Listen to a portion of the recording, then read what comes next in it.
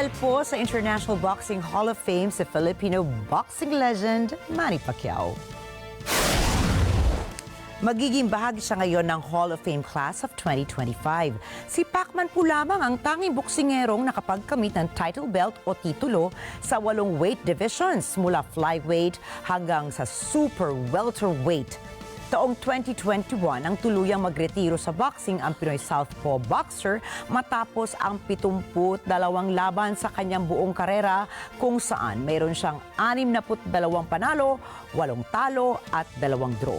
Siya rin ang unang atletang Pinoy na naitampok sa Time Magazine sa listahan ng World's 100 Most Influential People noong taong 2009. Ikinatuwa naman ng 45-year-old na si Pacquiao ang pagkakapili sa kanya ng Hall of Fame. Isang karangalan para sa kanya na dalhin ang pangalan ng Pilipinas sa buong mundo.